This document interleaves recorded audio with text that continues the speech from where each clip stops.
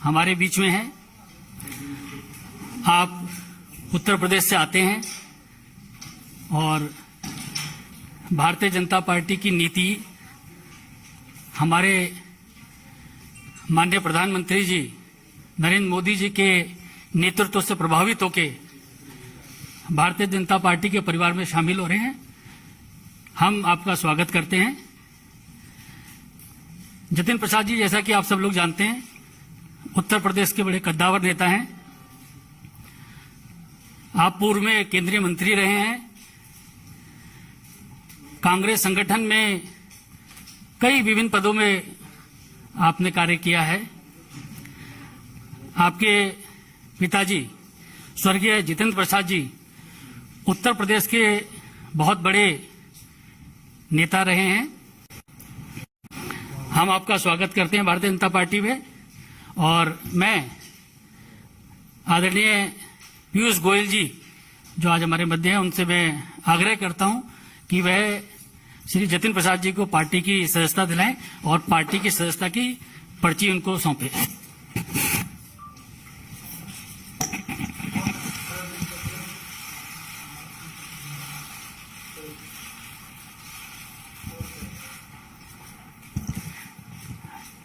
आदरणीय पीयूष गोयल जी बुके देके आपका स्वागत करें।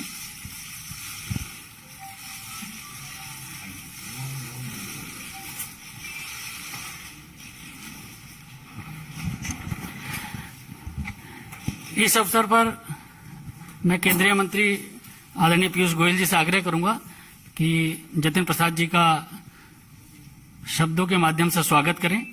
आदरणीय पीयूष गोयल जी। धन्यवाद अनिल जी। माननीय जितेंद्र प्रसाद जी ने बहुत ही छोटी आयु से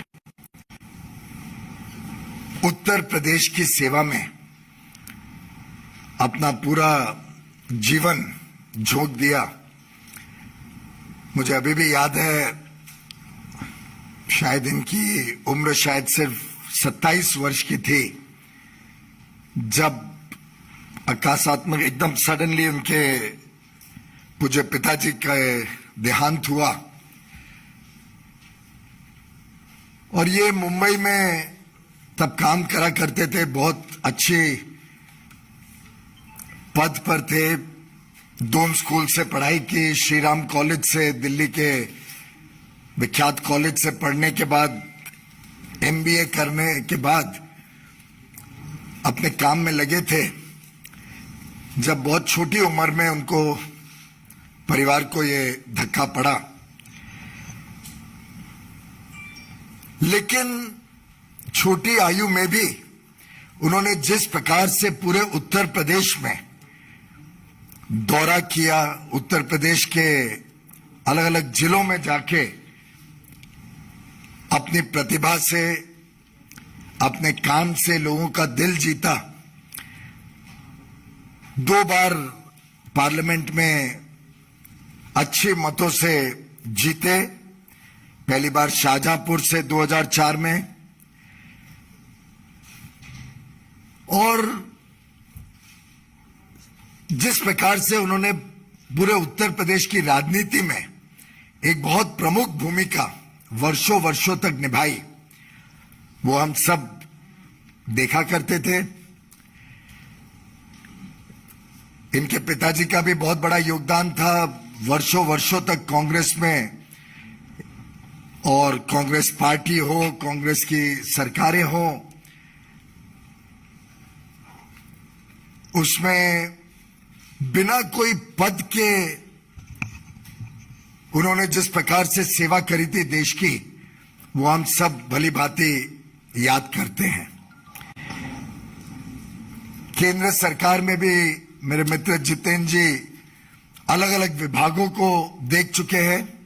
मिनिस्टर के नाते काफी बड़ा अनुभव है उनका, चाहे वो इस्पात मंत्रालय हो, चाहे पेट्रोलियम एंड नेचुरल गैस हो, चाहे वो सड़क परिवहन हो या एजुकेशन मिनिस्ट्री, चारों में उन्होंने अपनी छाप छोड़ी थी। मुझे तो एक पर्सनल अनुभव भी है। मैं याद करता हूं कि जब ये पहले कांग्रेस की सरकार थी तब इन्होंने बहुत प्रयत्न करके उत्तर प्रदेश में अपने क्षेत्र में एक मीटर गेज से ब्रॉड गेज लाइन कन्वर्जन स्वीकृत तो करा पाई, लेकिन उसको गति नहीं दिलवा पाए थे कि वो जल्द से जल्द खत्म हो, जल्द से जल्द वो पूरा हो काम। मोदी जी की सरकार 2014 में आए तब ये सांसद नहीं रहे, लेकिन उत्तर प्रदेश की जनता की सुविधाएं सुधरे, उत्तर प्रदेश में अपने क्षेत्र में काम चालू रहे, उसके लिए लगातार पीछे पड़े रहे और रेल मंत्रालय के पीछे ऐसा पड़े रहे कि उन्होंने उस प्रोजेक्ट को कंप्लीट करवाया मोदी सरकार आने के बाद। तो एक प्रकार से ऐसे युवा नेता, जमीन से जुड़े हुए नेता, लोकप्रिय नेता और जिनकी प्राथमिकता समाज सेवा रही हो, जिनको देश के प्रति प्रेम हो, ऐसे एक बहुत ही कद्दावर नेता जैसे अनिल जी ने कहा, उत्तर प्रदेश की राजनीति में जिनका बहुत बड़ी भूमिका आगे मैं देख पा रहा हूं, ऐसे श्री जितेंद्र प्रसाद जी हम सबको आज हमारी पार्टी के साथ प्रधानमंत्री नरेंद्र मोदी जी के नेतृत्व के साथ श्री जेपी नड्डा जी की अध्यक्षता में भारतीय जनता पार्टी में जुड़ रहे हैं। मैं इनका तहे दिल से स्वागत करता हूं और मुझे विश्वास है कि इनके आगमन से पार्टी को भी बल मिलेगा और जितेंद्र प्रसाद जी को देश सेवा, समाज सेवा के लिए एक अच्छा मौका मिलेगा। जितेंद्र जी, आप भी कुछ कहना चाहें? बहुत बहुत धन्यवाद आदरणीय पीयूष गोयल जी, आपने जो मेरे बारे में जो वक्तव्य रखा। अनिल बलूनी जी, आपका भी धन्यवाद। सर्वप्रथम तो मैं आज के इस दिन भारतीय जनता पार्टी के राष्ट्रीय अध्यक्ष श्री जेपी नड्डा जी, देश के यशस्वी प्रधानमंत्री आदरणीय नरेंद्र मोदी जी, देश के कर्मयोगी गृह मंत्री आदरणीय अमित शाह जी और समस्त भारतीय जनता पार्टी नेतृत्व का मैं धन्यवाद अर्पित करता हूं कि उन्होंने आज इस भारतीय जनता पार्टी परिवार में मुझे सदस्यता और सम्मान दिया है। और ये मेरे राजनीतिक जीवन का एक नया अध्याय शुरू हो रहा है।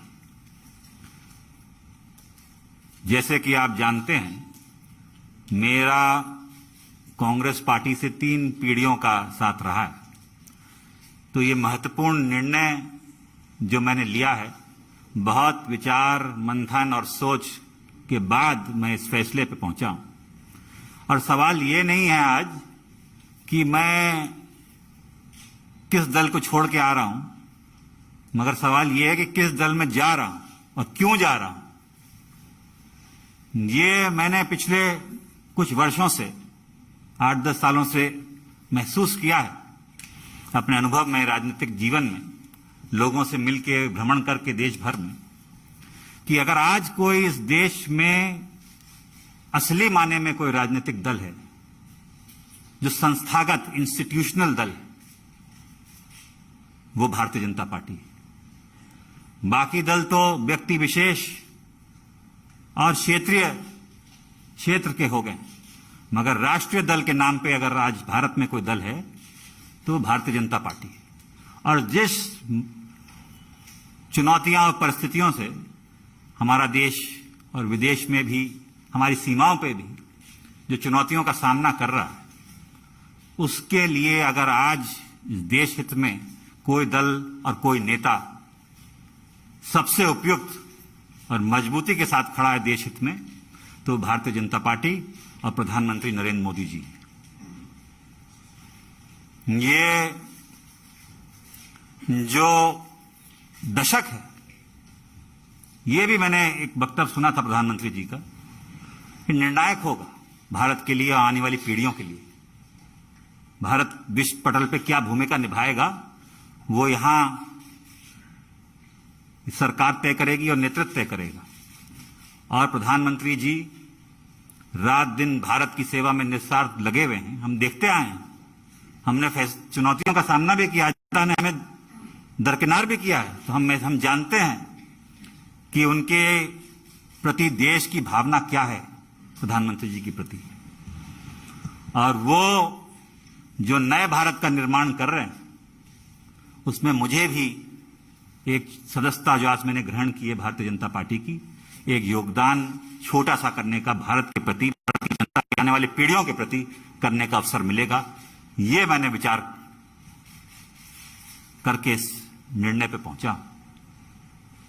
कल्याणकारी योजनाएं तो प्रधानमंत्री जी ने की हैं, जो गांव-गांव हम देखते हैं, चाहे विद्युतीकरण हो, शौचालय हो, गैस योजना हो, तमाम उन गरीबों का ध्यान रखा है और उन लोगों का ध्यान रखा है जो असली में जरूरतमंद है। और दूसरा कारण यह भी है कि जिस दल में मैं था, मुझे ये महसूस होने लगा कि हम लोग राजनीति में हैं और राजनीतिक माध्यम है, दल भी माध्यम है। अगर आप अपने लोगों के हितों की रक्षा नहीं कर सकते, उनके लिए काम नहीं आ सकते, तो आपका राजनीति और उस दल से में रहने में क्या औचित्य है। तो यही मेरे मन में, और चाहे वो देश हित हो, चाहे वो प्रदेश हो, चाहे वो जिला हो, अगर आप अपने लोगों के उपयोग नहीं आ सकते, उनके सहायता के लिए आप मौजूद नहीं हो सकते और आपके इस लायक नहीं हैं कि आप अपनी जनता के हितों की रक्षा कर पाएं, तो वो मुझे महसूस होने लगा कि वो कांग्रेस पार्टी में नहीं कर पा रहा। भारतीय जनता पार्टी वो माध्यम बनेगा, वो सशक्त संगठन, देशव्यापी इतना संगठन, इतना मजबूत नेतृत्व जो आज देश को जरूरत है। मैं इस वक्त ज्यादा बोलना नहीं चाहता, मेरा काम बोलेगा। मैं धन्यवाद देना चाहता हूं सभी मेरे उन कांग्रेसजनों का जिनका मुझे आशीर्वाद मिला और साथियों का इतने वर्ष तक। मगर अब मैं समर्पित एक, गोयल जी आप सब जानते हैं, आपका धन्यवाद दूंगा। एक कार्यकर्ता के रूप में भारतीय जनता पार्टी के मैं कार्य करूंगा और वही उद्देश्य, सबका विकास और सबका साथ, जो उद्देश्य है एक भारत और श्रेष्ठ भारत का, वो लेके एक कार्यकर्ता के रूप में मैं काम करूंगा। बहुत बहुत धन्यवाद आप सभी लोग। धन्यवाद धन्यवाद जितिन जी। एक मिनट, अभी आप इसके बाद माननीय राष्ट्रीय अध्यक्ष जी से भी मुलाकात करेंगे, और क्योंकि कोविड गाइडलाइंस है, सब लोग पालन कीजिए। ये टिक टैक थोड़ी देर बाद में एक एक करके सबको देंगे, कृपया अनुशासन बनाए रखें।